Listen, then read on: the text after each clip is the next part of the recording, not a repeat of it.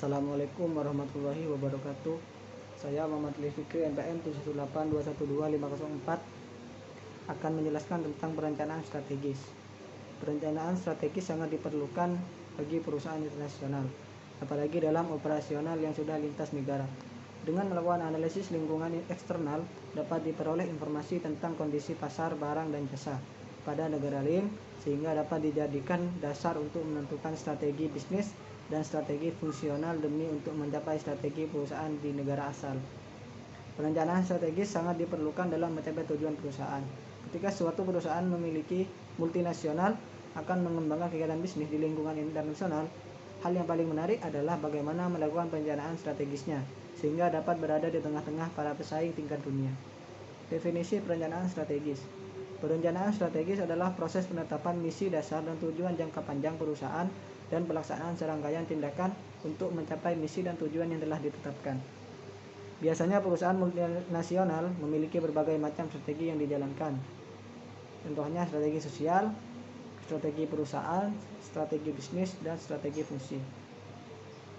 Strategi sosial di sini adalah suatu cara bagaimana organisasi memerankan diri dalam masyarakat sepanjang proses interaksinya dengan lingkungan sekitar perusahaan. Tidak hanya lembaga yang memiliki orientasi keuntungan saja, namun perusahaan harus mampu memerankan dirinya sebagai anggota masyarakat. Menurut Hodgett, strategi sosial sangat berkaitan dengan peran organisasi dalam masyarakat. Strategi bisnis. Strategi dapat dirancang untuk mencapai tujuan perusahaan, sedangkan strategi fungsi diformulasikan berdasarkan strategi bisnis sesuai dengan setiap fungsi yang ada dalam perusahaan multinasional. Biasanya terdapat 4 macam strategi fungsi, yaitu strategi keuangan, strategi sumber daya manusia, strategi pemasaran, strategi operasional atau produksi. Mengapa perencanaan strategis penting bagi MNC? Adanya persaingan yang sangat kuat di tingkat internasional untuk menanggapi adanya barang dan jasa baru yang bermunculan dalam pasar internasional.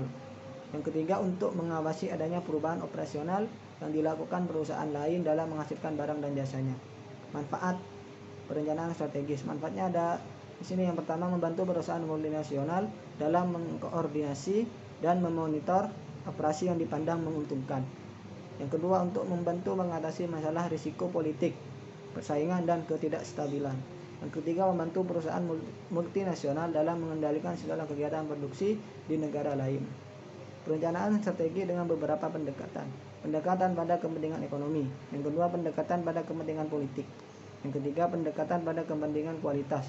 Yang keempat, pendekatan pada kepentingan penerapan dan koordinasi administrasi strategi.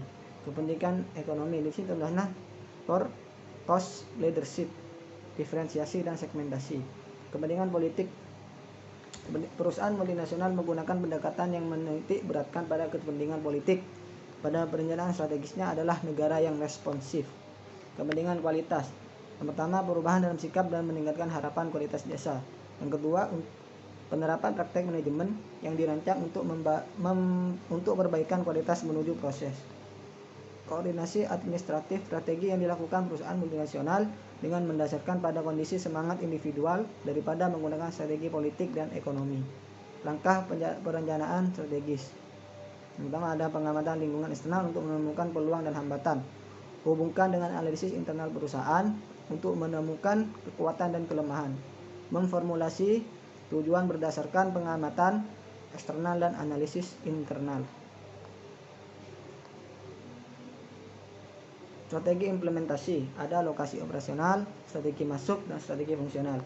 Lokasi operasional di sini dalam memilih lokasi MNC biasanya lebih memilih lokasi yang membuka cabang di negara-negara yang sudah maju dan besar.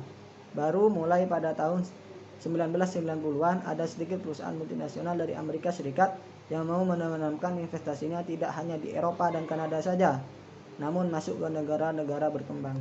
Yang kedua, strategi masuk.